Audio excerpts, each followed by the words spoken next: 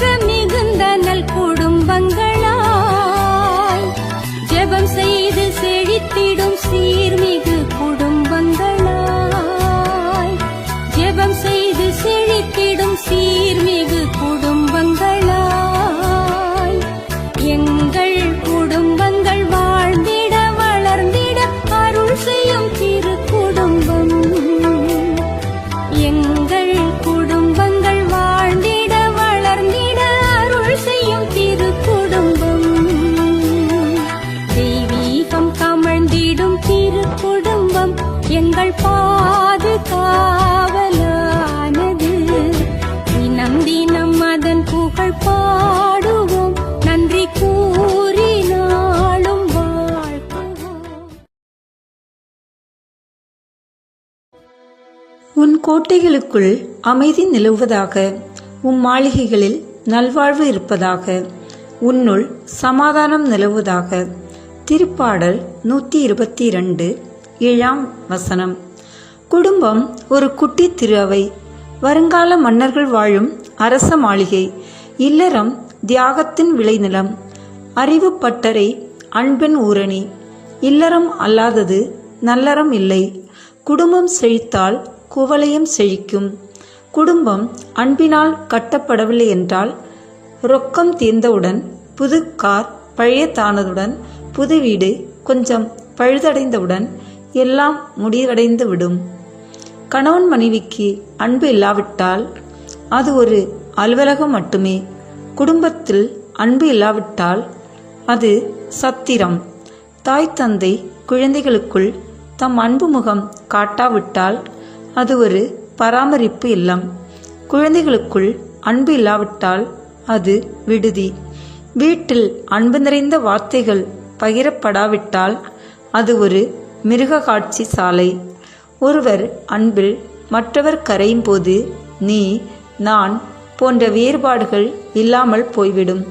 ஒருவரை உண்மையாகவே அன்பு செய்ய துவங்கினால் 60 அல்லது 70 ஆண்டுகள் போதாது. கால் போன போக்கில் சென்று கண்ணில் பட்டதெல்லாம் தமதாக்க துடிப்பது உண்மையான மனித வாழ்வு அல்ல. சாதனையின் உச்சத்தை தொட்டவர்கள் அனைவரும் கட்டுக்கோப்பாக வாழ்வை அமைத்து கொண்டவர்களே. சுய கட்டுப்பாடு இல்லாத எந்த சமுதாயமும் தம்மை தாமே தோற்கடித்துக் கொள்ளும். உலகின் கண்முன் இந்தியாவை உயர்த்தி காட்டுவது பிள்ளைகளுக்காகவே வாழும் தாய் தந்தை வழிநடத்தும் குடும்பம் என்ற பண்பாடாகும். மாலை வேளைகளில் நடக்கும் பூசல்களை மறுநாளே மறந்து அன்புடன் வாழ்வு நடத்தும் தாய் தந்தைகளை பார்த்திருக்கின்றோம். தாம் சேற்றில் இறங்கி வேலை செய்தாலும் கல்லூரிக்கு செல்லும் தன் மகன் கையில் மடி கணினியுடன் செல்ல வேண்டுமென்று நினைக்கும் தந்தைகளை பார்த்திருக்கின்றோம். தாம் எப்படி உடுத்தியிருந்தாலும் படிக்கும் தம் மகள் அழகு தேவதை போல் ஜொலிக்க வேண்டும் என்று விரும்பும் தாய்களை பார்த்திருக்கின்றோம்.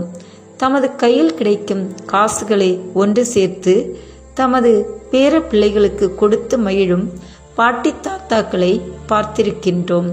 உண்மையான மகிழ்ச்சி நிறைவு என்பது ஒருவர் ஒருத்தி என்று வாழும் குடும்ப வாழ்வில் மட்டுமே சாத்தியம் என்பதை நினைவில் கொள்வோம்.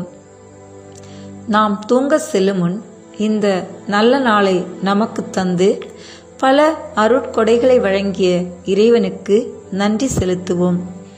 இன்று நாம் செய்ய தவறிய நம் கடமைகளை இறைவனிடம் சொல்லி மன்னிப்பு வேண்டுவோம். மேலும் நாம் ஏதாவது நன்மை செய்திருந்தால் அவற்றை நம் அன்பின் காணிக்கையாக இறைவனுக்கு ஒப்பு கொடுப்போம். வாருங்கள், நாம் இணைந்து குடும்ப ஜெபம் ஜெபிப்போம். தந்தை மகன் தூய ஆவியின் பெயராலே ஆமீன். அன்பின் ஆவியே, இன்று நாங்கள் ஜெபிக்கவிருக்கும் குடும்ப ஜெபத்தில் பக்தியுடனும் விசுவாசத்துடனும் பங்கு கொள்ள உமது பிரசனத்தாலும் வரங்களாலும் எங்கள் அனைவரையும் நிரப்பி அருளும். ஆமீன். அன்பான இறைமக்களே, இன்று துன்பத்தில் உறுதி என்பதை குறித்து நம் கடவுளாகிய ஆண்டவர் திருத்தூதர் பவுல் வழியாக நமக்கு கூறும் இறை வார்த்தையை இப்போது கேட்டு தியானிப்போம். திருத்தூதர் பவுல் எபிரேயருக்கு எழுதிய திருமுகத்திலிருந்து வாசகம். அதிகாரம் 12. இறை வார்த்தைகள் 1 முதல் 13 முடிய. எனவே திரண்டு வரும் மேகம் போல் இத்தனை சாட்சிகள் நம்மை சூழ்ந்து நிற்க, எந்த சுமையையும் நம்மை பற்றி கொண்டிருக்கும் எந்த பாவத்தையும் உதறி தள்ளிவிட்டு நமக்கு குறிப்பிட்டுள்ள பந்தயத்தில் மன உறுதியோடு ஓடுவோமாக. நம்பிக்கையை தொடங்கி வழிநடத்துபவரும் அதை நிறைவு செய்பவருமான இயேசுவின் மீது கண்களை பதிய வைப்போம். அவர் தாம் அடையவிருந்த மகிழ்ச்சியின் பொருட்டு இழிவையும் பொருட்படுத்தாமல் சிலுவையை ஏற்றுக்கொண்டார். இப்போது கடவுளது அரியணையில் வலப்பக்கத்தில் வீற்றிருக்கிறார். பாவிகளால் தமக்கு உண்டான எந்த எதிர்ப்பையும் மன உறுதியோடு தாங்கிக் கொண்ட அவரை எண்ணி பாருங்கள். அப்போது நீங்கள் மனம் சோர்ந்து தளர்ந்து போக மாட்டீர்கள். பாவத்திற்கு எதிரான போராட்டத்தில் இரத்தம் சிந்தும் அளவுக்கு நீங்கள் இன்னும் எதிர்த்து நிற்கவில்லை. தம் பிள்ளைகளிடம் பேசுவது போல் இறைவன் உங்களுக்கு தந்த பின்வரும் அறிவுரையை நீங்கள் மறந்து விட்டீர்கள். பிள்ளாய், ஆண்டவர் உன்னை கண்டித்து திருத்துவதை வேண்டாம் என தள்ளிவிடாதே. அவர் கண்டிக்கும் போது தளர்ந்து போகாதே. தந்தை தாம் ஏற்றுக்கொண்ட மக்களை தண்டிக்கிறார். ஆண்டவர் தாம் யாரிடம் அன்பு கொண்டிருக்கிறாரோ அவர்களை கண்டிக்கிறார். திருத்தப்படுவதற்காக துன்பங்களை தாங்கிக் கொள்ளுங்கள். கடவுள் உங்களை தம் பிள்ளைகளாக நடத்துகிறார். தந்தை தண்டித்து திருத்தாத பிள்ளை உண்டோ? எல்லா பிள்ளைகளுக்கும் அளிக்கப்படும் தண்டனை உங்களுக்கு அளிக்கப்படாவிட்டால் நீங்கள் உண்மையான பிள்ளைகளாய் இருக்க மாட்டீர்கள். முறை தவறி பிறந்த பிள்ளைகளாகவே இருப்பீர்கள். இவ்வுலக தந்தையர் நம்மை தண்டித்து திருத்தினார்கள். நாமும் அவர்களுக்கு மதிப்பு கொடுத்து வந்தோம். அவ்வாறாயின் விண்ணக தந்தைக்கு நாம் எவ்வளவோ பணிந்து வாழ வேண்டுமென்றோ. மேலும் இவ்வுலக தந்தையர் தங்களுக்கு நலமென தோன்றின வகையில் சிறிது காலம் நம்மை தண்டித்து திருத்தினார்கள். ஆனால் கடவுள் நமது நலனுக்காக நாமும் அவருடைய தூய்மையில் பங்கு கொள்ள வேண்டுமென்பதற்காகவே நம்மை தண்டித்து திருத்துகிறார். இவ்வாறு திருத்தப்படுவது இப்போது மகிழ்ச்சிக்குரியதாயிராமல் துயரத்துக்குரியதாகவே தோன்றும். ஆனால் பின்னர் இவ்வாறு பயிற்சி பெற்றவர்கள் அமைதியையும் நேர்மையான வாழ்வையும் பயனாக பெறுவர். எனவே தளர்ந்து போன கைகளை திடப்படுத்துங்கள், தள்ளாடும் முழங்கால்களை உறுதிப்படுத்துங்கள். நீங்கள் நேர்மையான பாதையில் நடந்து செல்லுங்கள். அப்போதுதான் ஊனமாய் போன கால்மூட்டு பிசகாமல் குணமடையும். ஆண்டவரின் அருள்வாக்கு. இறைவனுக்கு நன்றி. இப்போது வாசிக்க கேட்டவற்றை பற்றி சில வினாடிகள் மௌனமாக தியானித்து அவ்வார்த்தைகளுக்கேற்ப நாம் இன்று வாழ்க்கை நடத்தியிருக்கிறோமா என்று ஆன்ம சோதனை செய்வோம்.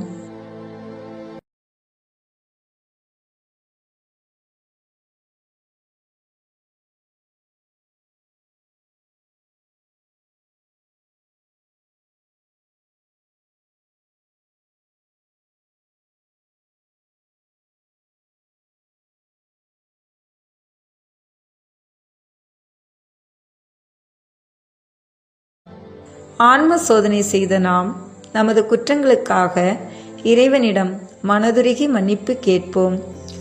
என் இறைவா, நன்மை நிறைந்தவர் நீர், அனைத்திற்கும் மேலாக அன்புக்கு உரியவரும் நீரே. என் பாவங்களால் உம்மை மனநோக செய்துவிட்டேன். ஆகவே நான் குற்றங்கள் பல செய்தேன் எனவும் நன்மைகள் பல செய்ய தவறினேன் எனவும் மனநொந்து வருந்துகிறேன். உமது அருள் துணையால் நான் மனம் திரும்பி இனிமேல் பாவம் செய்வதில்லை என்றும் பாவத்துக்கு ஏதுவான சூழ்நிலையை விட்டு விலகுவேன் என்றும் உறுதி கொண்டிருக்கிறேன். எங்கள் மீட்பராம் இயேசு கிறிஸ்துவின் பாடுகளின் பயனாக இறைவா, என் மேல் இரக்கமாயிரும்.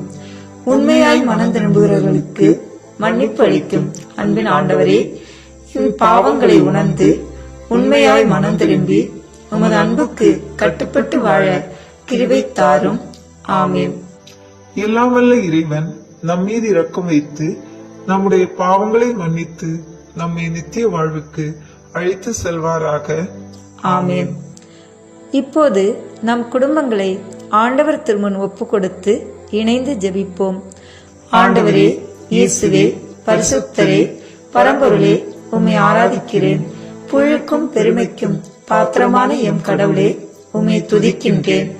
நிறை ஞானமும் மாண்பும் வல்லமையும் வலிமையும் கொண்டு இஸ்ரேலரை ஆண்டு வழி நடத்துபவரே, நன்றியோடு உம்மை துதிக்கின்றேன்.